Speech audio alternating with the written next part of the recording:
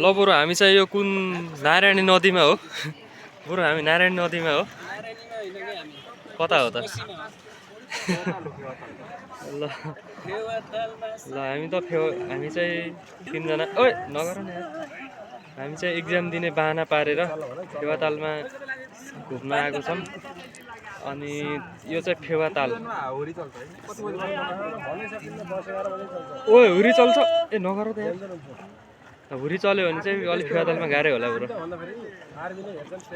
बरु ल भन त के भन्नु भन न कि एक्जाम दिने चाहिँ बाना हो अनि हैन पोखरा घुम्ने चाहना हो है अनि हामी त हरियाली हेर्न आएको हो हैन हरियाली चाहिँ त्यो पुरै हरियाली छ है हरियाली छ अब यहाँ पोखराको ठाउँहरू उ त्यो सारङकोट हैन त्यो माथि डाँडामा पानी पनि हेर न पुरा हरियो छ के तर यो ओइ तर लास्टै डर लागिरहेछ यार फस्यो भने चाहिँ फस्यो भने त डुबिन्छ अनि फस्यो भने डुबिन्छ यो चाहिँ हाम्रो तालबराही मन्दिर बिचमा अनि फेवातालमा फेरि अलि डुबिन सक्छ कि हुनसक्छ हामी चाहिँ कहाँ जाँदैछौँ स्तुपा होइन हामी चाहिँ पारी गएर स्तुपा जाँदैछौँ अनि हेर्न बाँकी स्तुपा भयो अनि यता के छ यता यत्रो ताल छ माछा चाहिँ यता छ माछाको भ्यू पोइन्ट चाहिँ यता छ हो अनि यस्तो छ होइन अनि त्यसपछि चाहिँ हामी कहाँ जान्छौँ फेरि फर्केर आउनेछौँ 1800 को प्याकेजमा यो बोटमा चाहिँ गोरो र म नवीन के हेर्ने हो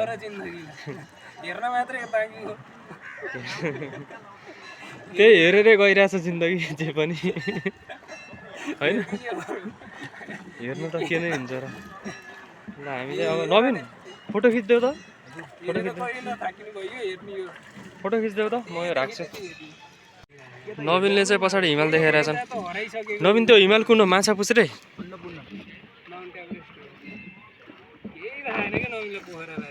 माउन्ट एभरेस्ट माउन्ट एभरेस्ट सबभन्दा ठुलो भएपछि जाँड नि देखिन्छ नि पोकेन भन नि माउन्ट एभरेस्ट ठुलो भएपछि जाँड नि देख्नु परेन सिम्पल लजिक हो त पर्यो नि हैन त्यो देखेको सबै माउन्ट एभरेस्ट हो परबिनको अनुसार त्यसै सबभन्दा अग्लो हुन्छ र होइन हामी चाहिँ तालको एकदम मध्य भागमा आइसकेका छौँ अब के गर्ने यसको बरु यो अब भ्लग बनाइरहेको छु यसमा चाहिँ अब ओरिजिन कहाँ हो भनिदेऊ न त कुन खोला हो यसको ओरिजिन भने कहाँ हो बागमती हो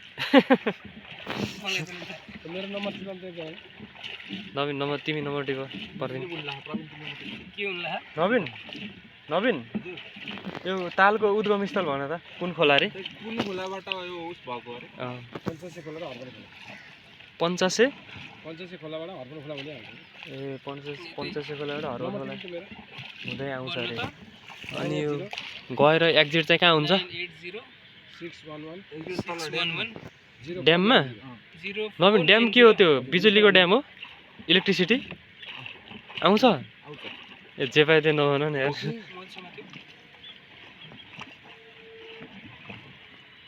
अनि डेभिड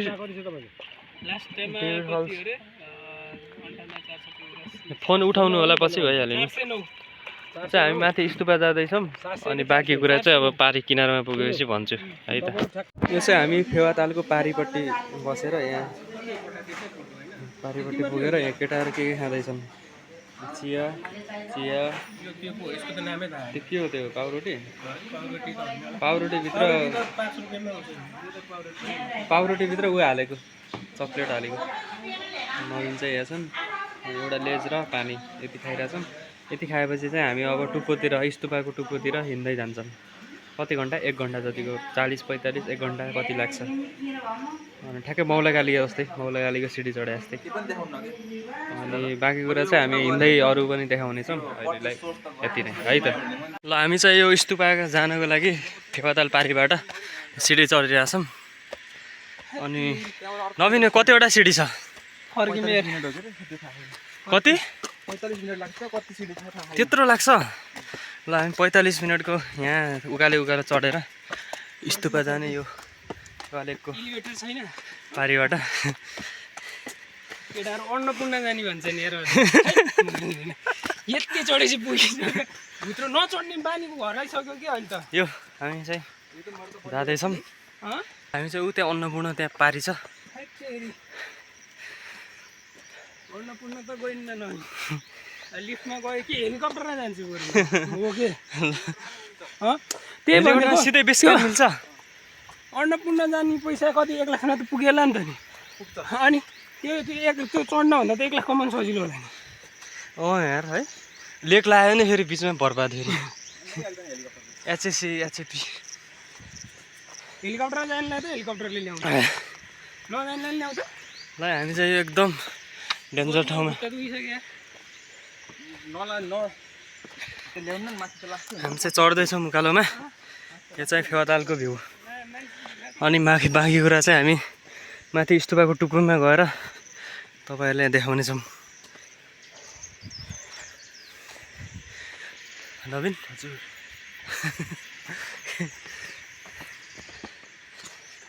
है यो हाम्रो च्यानललाई चाहिँ सब्सक्राइब गर्नु होला बरु भन त यस्तै चढेको पनि नवीन त्यो बैकुण्ठ तालमा हो कि म त त्यहाँबाट चढेकै छैन यार ए सब्सक्राइब गर भन न कसलाई सब्सक्राइब नगर्नु होला 22 जना पुगेछन् कि 22 जना पुग्यो नगर्नु होला यस्तोलाई प्रमोसन गरेर देश बिग्रेको यस्तैले हो अहिलेको सरकार बनेकै यस्तैले यस्तो यो भिडियो पुरै यस्तो कन्टेन्ट कसले दिन्छ यस्तो राम्रो सब्सक्राइब गरे नवीन बिचमा पानी छ कि नै छैन अनि त्यो बोतलमा पनि छैन त यार के गर्ने ल बाँकी अरू पछि बनाउँला यार यो ऊ हुन्छ के अरे यो मेमोरी फुल हुन्छ यार मेमोरी फुल भयो यार अब माथि टुप्पोमा जानु लाग्छौँ थाक्यो म चाहिँ थाकेको छैन है किन थाक्यो म थाकेको चाहिँ होइन ल अब थाक्यो होइन म थाकेको होइन म थाकेको 15 मिनट मात्रै हो कि अब अहिले पनि 15 मिनट मात्रै हो अब नवीन 15 मिनट मात्रै होइन त ल अब 15 मिनट मात्रै 15 मिनटमा हामी माथि स्तुपमा पुग्छौँ टुप्पो देखिया छ आइसक्यो हामी जाने चाहिँ ऊ यहाँ यो स्तुपा टुप्पोमा हो अब आइसक्यो 15 मिनट मात्रै छ ल 15 मिनट मात्रै छ 15 मिनटमा हामी त्यहाँ पुग्छौँ ल हामी फाइनल्ली चाहिँ यो कति 45 मिनट 1 घन्टा हिँडेर चाहिँ उकालो हामी यो स्तुपाको नाम के हो ब्रो सुपा देउराली के भन्छन् विश्व शान्ति स्तूपमा हामी शान्ति स्थापना गर्नको लागि आइसकेका छौँ यो शान्ति स्थापना यो हामी गेटबाट माथि छिरेर माथि के छ भनेर अहिले तपाईँहरूलाई डिटेल रुममा देखाउने चाहिँ केटाहरू चाहिँ भेडो थाके जस्तो थाकेका छन्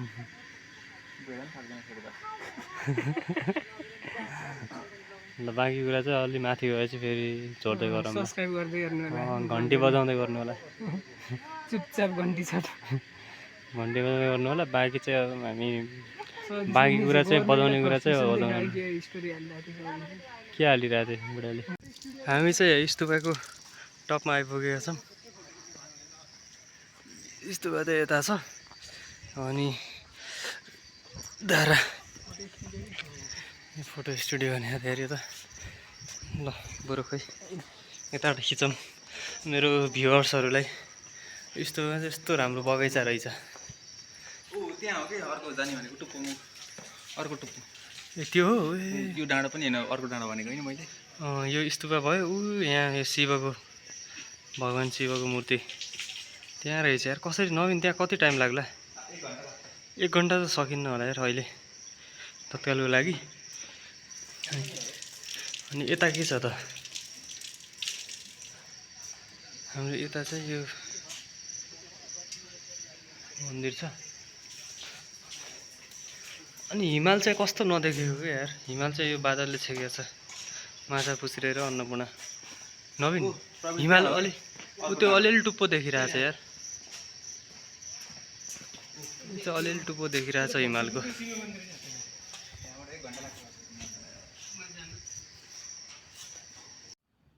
ल हामी चाहिँ स्तुपमा आएर यो नवीन यो मूर्ति भएको चाहिँलाई के भन्छ अरे यो शिव भगवानको मूर्ति भएकोलाई ठाउँ पुम्दीकोट कुम्दीकोट चाहिँ धेरै टाढा भएको कारणले अहिले हिँडेर जान सकिएला जस्तो छैन।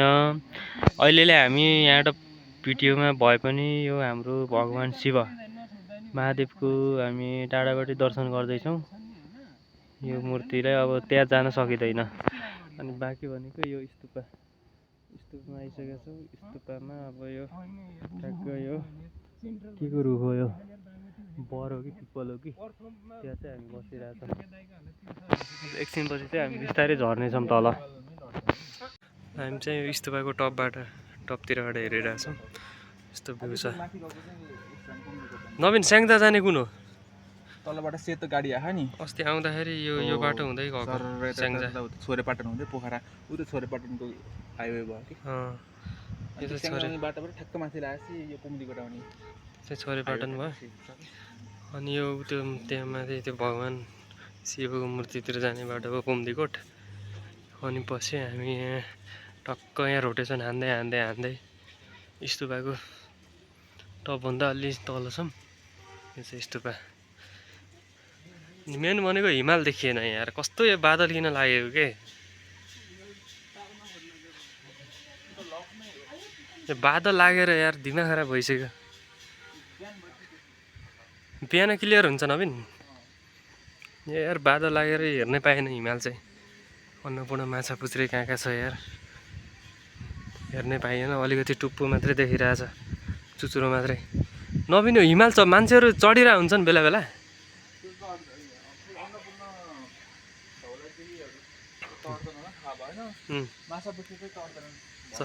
सक्दैनन् माछा पुछ्रे चाहिँ चढ्दैनन् रे भर्जिन हिमाल होइन। भिडियो जानकारी गराउनु पर्यो नि यार। ल हामी चाहिँ यो टप तलामा आइसक्यौँ। टप तलाबाट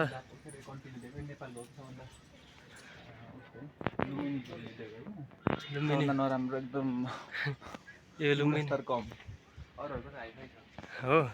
अनि अरू विदेशले दिए होला नि त नि बुद्ध भाग्य।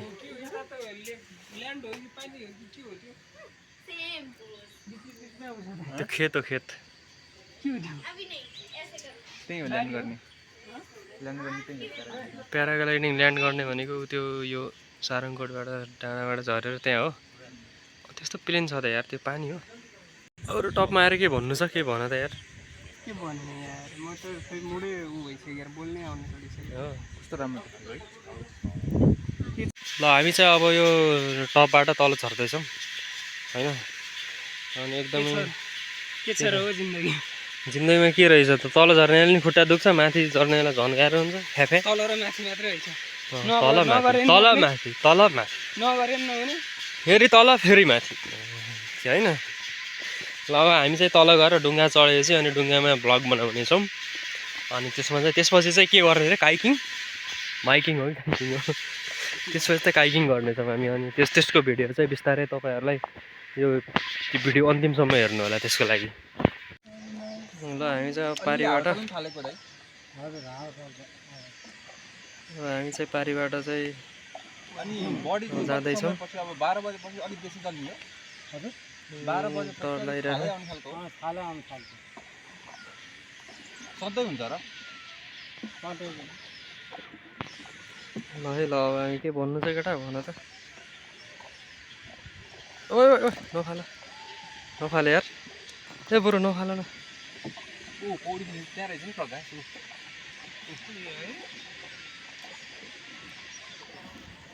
त्यहाँ रहेछ पौडी खेल्ने। ल हामी चाहिँ अब पारी गएपछि भन्छ, यहाँ डर लागिरहेको खिच्न मलाई।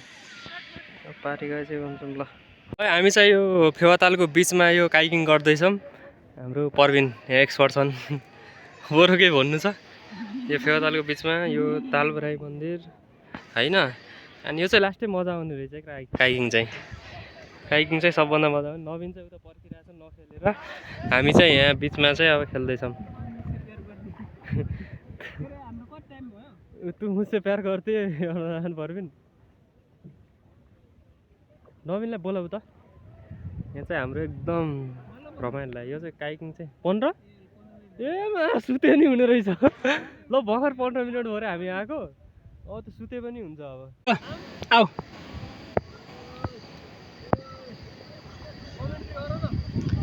हाम्रो प्रकाश बोरोको सर्फिङ ल है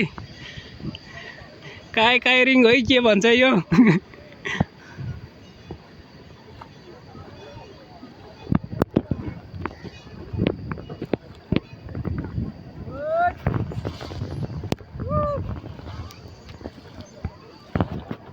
ल है बोरो आइपुग्यो है आइपुग्यो भेलोसिटी कति हो 0.5 मिटर पर सेकेन्ड ल है के खुट्टाले नि चाल्दै दुईपट्टिबाट है ल है के हो यार यति छिटो सिकेको यति वर्ल्ड रेकर्ड बनाउँछ नि क्या बोरोले बाफ्रे माछाले नि यति चाँडै त गर्दैन यार एउटा गोही चाहिँ यहाँ छोडिदिनु पर्छ क्या हाम्रो बोरो जस्तो ल है केही होला जस्तो छ है अब फेवा तालमा